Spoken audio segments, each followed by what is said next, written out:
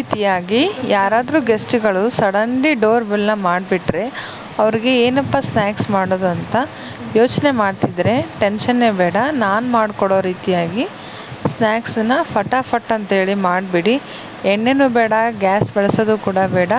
5 ಮಿನಿಟ್ಸಲ್ಲೇ ಅವ್ರನ್ನ ಕೂಡಿಸ್ಬಿಟ್ಟು ಮಾಡಿಕೊಡುವಂತಹ ಸ್ನ್ಯಾಕ್ಸ್ ಇದಾಗಿದೆ. ಏನಿಲ್ಲ, ಸಿಂಪಲ್ಲಾಗಿ ಮನೆಯಲ್ಲಿ ಚುರುಮುರಿ ಅಂತೂ ಇದ್ದೇ ಇರುತ್ತೆ ಅಲ್ವಾ, ಅಂದರೆ ಮಂಡಕ್ಕಿ ಇದ್ದೇ ಇರುತ್ತೆ. ಆ ಮಂಡಕ್ಕಿಯನ್ನು ನಮಗೆ ಎಷ್ಟು ಗೆಸ್ಟ್ಗಳು ಬಂದಿದ್ದಾರೆ ನೋಡಿಕೊಂಡು ಒಂದು ಅಳತೆ ಮೇಲೆ ನಾವು ತಗೊಳ್ಬೇಕಾಗತ್ತೆ. ಅಂದರೆ ನಮ್ಮ ಕಡೆ ಸೇರುಗಟ್ಟಲೆ ನಾವಿಲ್ಲಿ ಮಾಡ್ತೀವಿ. ನಾನಿಲ್ಲಿ ತೊಗೊಂಡಿರುವಂಥದ್ದು 3 ಸೇರು ಮಂಡಕ್ಕಿಯನ್ನು ತೊಗೊಂಡಿದ್ದೀನಿ. ಅದರಲ್ಲಿ ಕಸ ಕಡ್ಡಿ ಅಂತೂ ಮಾಮೂಲಾಗಿ ಇದ್ದೇ ಇರುತ್ತೆ. ಸ್ವಲ್ಪ ಅದನ್ನು ಕ್ಲೀನ್ ಮಾಡ್ಕೊಳ್ಳಿ ಚೆನ್ನಾಗಿ. ಚೆನ್ನಾಗಿ ಕೈ ಆಡುವಂತಹ ಒಂದು ಕಡಾಯನ್ನು ತಗೊಳ್ಬೇಕಾಗತ್ತೆ. ಕಡಾಯಿ ಆದರೂ ಓಕೆ, ಇಲ್ಲ ನಮ್ಮ ಮನೆಯಲ್ಲಿ ಪುಟ್ಟಿ ಅಂತ ಇರುತ್ತಲ್ವ ಆ ರೀತಿಯಾಗಿರುವಂಥದ್ದೂ ಕೂಡ ಓಕೆ. ಅದು ಕ್ರಿಸ್ಪಿ ಆಗಿದ್ದರೆ ಅಷ್ಟು ಟೇಸ್ಟ್ ಬರೋದಿಲ್ಲ. ಸ್ವಲ್ಪ ಖಾರ ಜಾಸ್ತಿ ನಾಲಿಗೆಗೆ ಹತ್ತೋದ್ರಿಂದ ಅದನ್ನು ಸ್ವಲ್ಪ ನೀರನ್ನು ಚಿಮುಕಿಸ್ತಾ ನಾವಿಲ್ಲಿ ಮೆತ್ತಗೆ ಮಾಡ್ಕೊಳ್ಳೋಣ.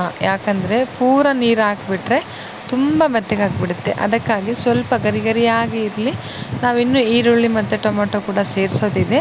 ಅದಕ್ಕಾಗಿ ನೀರನ್ನು ಸ್ವಲ್ಪನೇ ಆ್ಯಡ್ ಮಾಡ್ತಾ, ಇಷ್ಟು ತುಂಬ ಮಂಡಕ್ಕಿ ಆಗಿದೆ ಅಲ್ವಾ, ಸ್ವಲ್ಪ ನೀರನ್ನೇ ಹಾಕ್ತಾ ಮಂಡಕ್ಕಿನ ನಾವು ಕೈ ಆಡಿಸ್ತಾನೇ ಮೆತ್ತಗೆ ಮಾಡ್ಕೊಳ್ಬೇಕಾಗತ್ತೆ. ಸ್ವಲ್ಪ ಟೈಮ್ ಹಿಡಿಯುತ್ತೆ ಮಂಡಕ್ಕಿ, ಯಾಕಂದರೆ ಅಷ್ಟು ಬೇಗವಾಗಿ ಮೆತ್ತಗೆ ಆಗೋದಿಲ್ಲ.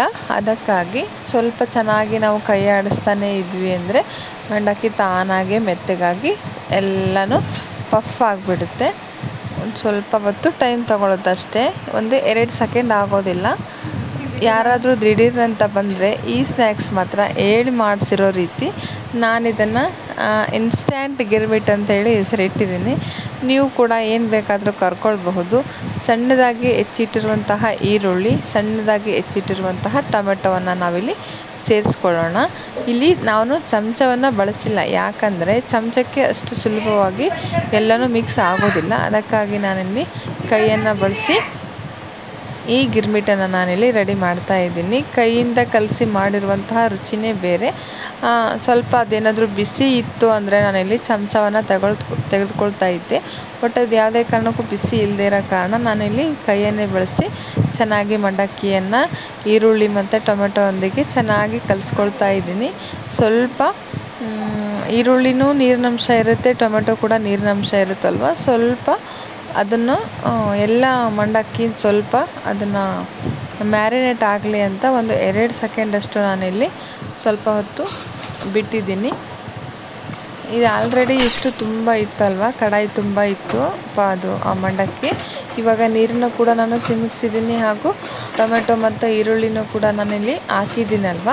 ಇವಾಗ ಎಲ್ಲ ನೀರಿನಂಶ ಅಷ್ಟನ್ನು ಅದರಲ್ಲಿ ಹಿಡ್ಕೊಂಡಿರುತ್ತೆ. 1-2-3 ಸೆಕೆಂಡ್ ಆದರೆ ಸಾಕು.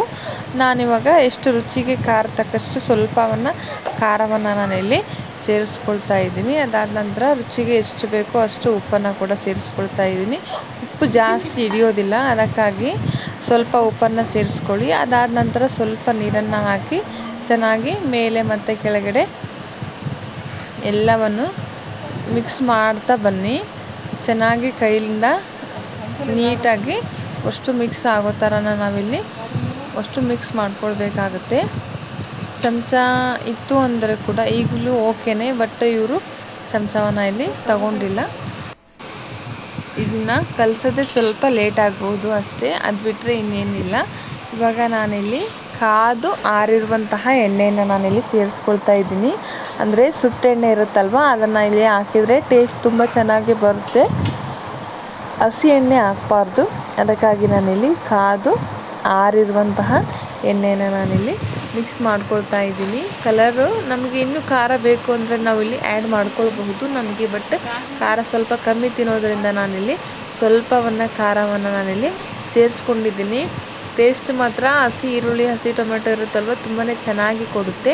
ಇನ್ಸ್ಟೆಂಟಾಗಿ ಮಾಡಿಕೊಡ್ಬಹುದು, ಒಲೆ ಹಚ್ಚಬೇಕಾಗಿಲ್ಲ, ಹಾಗೂ ಯಾವುದೇ ಎಣ್ಣೆ ಕಾಯಿಸ್ಬೇಕಾಗಿಲ್ಲ, ಇನ್ನೊಂದಿಲ್ಲ, ಈಸಿಯಾಗಿ ಮಾಡಿಕೊಡ್ಬೋದು.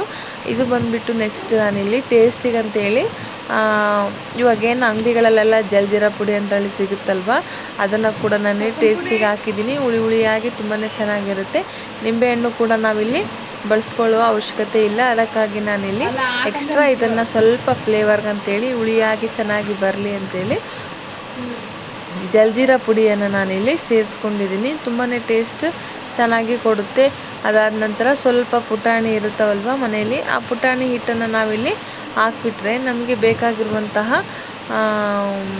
ಗಿರ್ಮಿಟ್, ಹಸಿಯಾಗಿರುವಂತಹ ಗಿರ್ಮಿಟ್ ಕೂಡ ನಮಗಿಲ್ಲಿ ರೆಡಿಯಾಗುತ್ತೆ. ಯಾವುದೇ ಸ್ಟವ್ ಬೇಡ, ಎಣ್ಣೆ ಬೇಡ, ಕಾಯಿಸ್ಬೇಕಾಗಿಲ್ಲ. ಇನ್ನೊಂದಿಲ್ಲ, ಈಸಿಯಾಗಿ ಸಿಂಪಲ್ ಎಲ್ಲರ ಮನೆಯಲ್ಲೂ 2 ಟೊಮೆಟೊ ಹಣ್ಣು, 2 ಈರುಳ್ಳಿ ಇದ್ದೇ ಇರುತ್ತಲ್ವ. ಎಷ್ಟು ಬಂದಿದ್ದಾರೆ ಅಂದರೆ ಇನ್ಸ್ಟೆಂಟಾಗಿ ಮಾಡ್ಕೊಳ್ಬೋದು. ನೆಕ್ಸ್ಟ್ ವೀಡಿಯೋದಲ್ಲಿ ಸಿಗ್ತೀನಿ. ಟಾಟಾ.